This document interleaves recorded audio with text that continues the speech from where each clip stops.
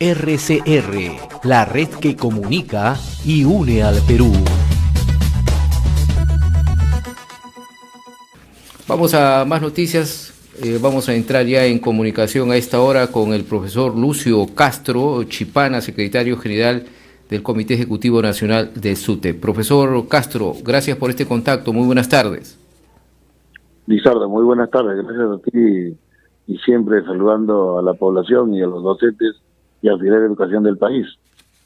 Así es, profesor. Precisamente queremos recabar sus comentarios porque anoche el Congreso de la República ha aprobado en primera votación el proyecto de ley que deroga la norma que modifica el estatuto de la derrama magisterial. ¿Cuál es su primera impresión al respecto?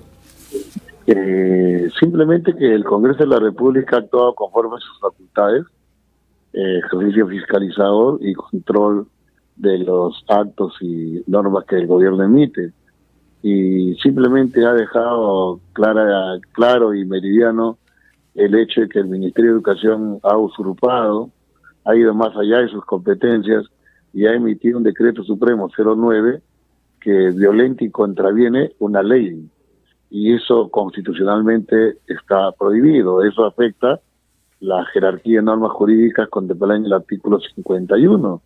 La congresista Chaiza ha sido muy clara y ha dejado sentado de que esta actitud no puede prosperar, no puede pasar, y lo que le corresponde al Ministerio de Educación ahora es más que tener como obsesión capturar la derrama magisterial, preocuparse realmente por los problemas de la educación.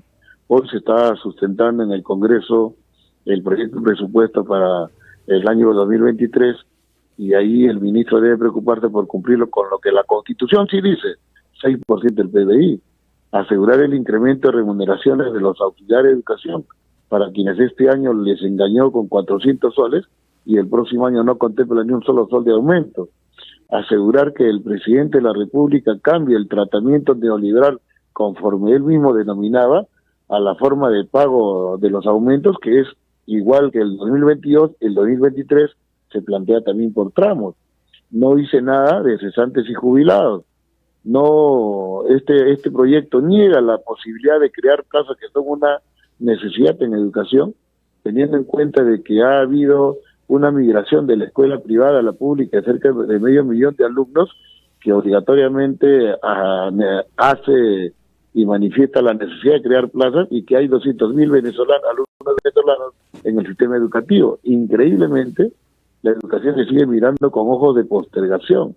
Eso es lo que tiene que preocuparse el ministro de Educación, y no convertir el local del ministerio en un local sindical del FENATE, en donde se reúnen dirigentes del FENATE, el ministro, el integrante del FENATE, etcétera, para, bajo el argumento de que tocan temas educativos, tener como punto central de su discusión cómo capturan, cómo le meten las manos y las uñas al dinero de los maestros que está en la entidad previsional, que tiene pues la confianza, la credibilidad, el respaldo de los maestros y auxiliares de educación del Perú, y que repudian estos actos que ha venido impulsando el ministerio y el mismo gobierno. Ahora, profesor Castro, nosotros hemos dialogado hace unos instantes con el propio ministro Rosendo Serna, y ante la pregunta que le formulamos respecto a que ya en esta segunda votación que se tiene que realizar en el Congreso de la República, si el Poder Ejecutivo, si se daba la aprobación respectiva nuevamente, si el Poder Ejecutivo iba a acatar esta decisión del Congreso. Ellos han dicho que van a luchar de todas maneras, van a utilizar todos los argumentos legales. ¿Qué puede pasar legalmente después de ser aprobado en esta segunda instancia por el Congreso de la República? Mira, el SUTEP, la derrama magisterial, han venido actuando conforme la ley establece, haciendo respetar la Constitución, indicando que un decreto no puede contravenir una ley. El Ministerio de Educación ha utilizado el uso y abuso y prácticamente la vulneración de la normatividad al, mediante un decreto supremo, querer violentar la ley. Eso no puede prosperar. Por tanto, lo que tiene que hacer el Congreso es justamente ratificarse en el acuerdo tomado el día de ayer. Eso es lo racional, lo lógico, lo justo y lo legal. Otra cosa ya vendría a ser un acto jalado de los cabellos, ¿no? Lamentablemente tenemos un ministro de Educación que viene actuando de esa manera, impulsando cosas sin sentido, obsesionado, como te digo, no en los problemas de la educación, sino en ser servil a los intereses del presidente, que de larga data tiene una preocupación y obsesión que ha sido destruir el SUTEP, que no ha podido, y también apoderarse de la derrama magisterial, que ahora, conforme el acto del Congreso, se ve imposibilitado de hacerlo. Nosotros vamos a seguir conversando con congresistas, sobre todo aquellos que tienen una posición que no es sujeta a ley, a efecto de que en esta segunda votación, coordinando y siendo asesorados adecuadamente, actúen conforme a la normatividad, respaldando y reiterando este acuerdo y asegurando pues que se actúe en función de la Constitución y la ley. Ahora, profesor Castro, ¿se puede interpretar esta primera decisión del Pleno del Congreso como una derrota política del gobierno y una derrota también del CONARI y Movadef? ¿Se puede, desde el punto de vista político, tener una impresión al respecto? Nosotros creemos que lo que ha hecho el Congreso es actuar dentro de sus facultades. Y el gobierno tendrá que evaluar si es una derrota política o no. Y lo primero que tendrá sí que decir es que han cometido un error, han actuado ilegalmente y eso no puede repetirse. Nosotros, desde el SUTEP, desde la derrama magisterial, vamos a persistir en nuestra actuación de respeto a la legalidad, de respeto a la Constitución, de respeto, consideración y de desarrollar un servicio sindical, institucional, que asegure pues que los maestros incrementen esa credibilidad y esa confianza por su glorioso histórico sindicato, el SUTEP, y por su entidad previsional, la derrama magisterial. Ahora, profesor Lucio Castro, ya en el tema económico, hemos escuchado nosotros esta sustentación del Premier que ha realizado hoy en el Congreso de la República, el cual se va debatiendo respecto al presupuesto destinado para la educación pública, que ha dicho que va a ascender a 41.966 millones de soles, lo que representa un incremento de 16.9% respecto al año 2022. Ahora, el propio ministro, al preguntarle, a consultarle de esta ampliación del presupuesto para el sector de educación, ha dicho que va a ser destinado precisamente al aumento de los maestros y a todo el sector educativo. ¿Es lo que ustedes esperan también, lo que ustedes están reclamando al Poder Ejecutivo? Mira, en principio lo que nosotros denunciamos es que este gobierno no cumple con lo que dice la Constitución. El artículo 16 fue reformado y ahora expresamente dice que se debe destinar el 6% del PBI para educación, no como futuro, sino como acto inmediato, presente. Y el presupuesto para educación, en términos reales, si el año 2022 tenía 4.2 del PBI, con ese incremento retrocede al 4,1, increíblemente. ¿Por qué? Porque ha habido un aumento nominal, pero no un aumento real. Si uno tiene en cuenta el costo de vida, la elevación de los precios, va a darse cuenta de que si hoy con un sol yo puedo comprar 3 panes el próximo año, con ese presupuesto voy a comprar 3 panes o menos. Por tanto, no hay un incremento real y lo que nosotros pedimos es que la mirada hacia educación sea justamente objetiva, real. Por eso exigimos 6% del PBI, porque consideramos con un presupuesto mayor estos problemas que la educación tiene de infraestructura, que no tiene mirada de atención tampoco por este gobierno, y dice que es lo principal para él, el tema de herramientas tecnológicas, alimentación, capacitación, dignificación, remuneraciones mejores de los trabajadores, puede ser atendido. Pero no hay voluntad política y tenemos un presidente maestro que conoce, disque la problemática en educación, pero no la sabe atender. Por eso es que los trabajadores sentimos un malestar creciente y nosotros decimos indetenible, ¿no?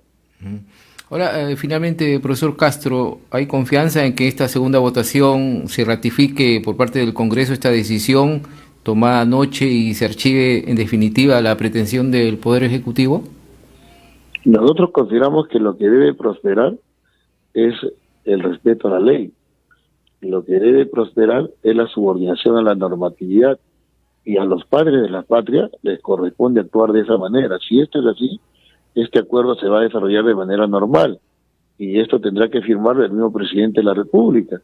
Y si no lo hace, me imagino que el Congreso lo aprobará por insistencia. Entonces lo que tiene que hacer ahora el presidente y el ministro de Educación es voltear la página y hacer lo que realmente tienen que hacer, enfrentar los problemas en educación y no continuar con sus odios, sus acciones tendenciosas que buscan llevar adelante objetivos perversos que tienen de larga data, pero que no han podido llevarlo a la práctica, y si van a persistir en ello siempre van a fracasar, porque van a encontrar una muralla infranqueable, que es el magisterio, que está identificado total y absolutamente con su sindicato histórico y con su entidad previsional. Por tanto, la recomendación está hecha y nuestras acciones van a estar en función de cómo actúa el gobierno. Nosotros consideramos que ahora nos toca exigir también en el Congreso de la República que ese presupuesto desarrolle la mirada de atención por educación y los principales problemas sean atendidos adecuadamente. Ahora hay una información, profesor Castro, en el cual se ha dicho que precisamente viene esta disposición del Ministerio de Educación, que se va a recoger incluso la data con la información completa de todos los aportantes a la derrama magisterial. Mira, la semana pasada el FENATE ha tenido una reunión en su local sindical, que es el Ministerio de Educación, con el mismo ministro, que es integrante también de FENATE, y lamentablemente se ha puesto en una posición de servil y sobón del presidente de la República para poder mantenerse en el cargo. ¿Y cuál ha sido la discusión de ese día? Primer punto, dice que los cambios y modificaciones que en el currículo deben haber, y sobre lo cual el presidente de la República ha señalado que hay un avance del 70%, y que el magisterio no conoce, no ha participado de su discusión. Por tanto, es un comportamiento y política que los maestros siempre hemos rechazado, porque los actores principales estamos al margen del diseño de políticas. Eso no tiene sentido. Segundo tema, han tocado la situación del nombramiento. ¿Y con qué objetivo? Clientelismo político. Y cuidado, que ocurra lo que ocurrió con el nombramiento anterior, en donde por lo mismo el clientelismo político y luego la angurria económica hizo que el proceso fuera anulado. Y por esa angurria económica está hoy investigada en el Ministerio Público la congresista Lucinda Vázquez, que la acusan por filtración y venta de pruebas. Y el tercer punto, y el tema central de esa reunión, ha sido cómo capturar, cómo poner las manos y las uñas en el dinero de los maestros que está en la derrama magisterial. ¿Qué cosas han hecho? Primero, publicar el Decreto Supremo 09, luego la Resolución Ministerial 356, y cuando Pedro Castillo regañó al ministro porque ese diseño, sobre todo en cronograma, no era el que él esperaba, modificó nuevamente la Resolución Ministerial con la 375, flexibilizando todo y tratando de asegurar que este proceso de captura de la derrama magisterial se hiciera más rápido y más fácil. Esto ha fracasado. Un dato sencillo. De primero señalar un porcentaje, este porcentaje, el 30%, lo redujeron a 1%, en el ánimo de tener el menor número o la menor cantidad de adherentes para poder participar con su lista de FENATE en este proceso de captura de nuestra derrama magisterial. ¿Quién iba a dirigir el proceso? El Ministerio de Educación. ¿Quién está en el Ministerio de Educación? FENATE. ¿Dónde iba a desarrollarse o las oficinas para el proceso electoral? Ministerio de Educación, Dirección Regional de Educación, UGL del país. Todo el proceso lo iba a desarrollar el FENATE para su entero beneficio. Esto ha fracasado. El Congreso de la República ha puesto las cosas en orden y hace funcionar las cosas como corresponden en atención a la legalidad y a la Constitución. Y queremos que las cosas se mantengan y continúen así. El trabajo nuestro será pues conversar con congresistas para asegurar el voto sujeto a la Constitución. Bien, muchas gracias, profesor Lucio Castro Chipana, por su tiempo. Un abrazo, muy amable, muy buenas tardes. Hemos estado con el profesor Lucio Castro Chipana, secretario general del Comité Ejecutivo Nacional del RCR, la red que comunica y une al Perú.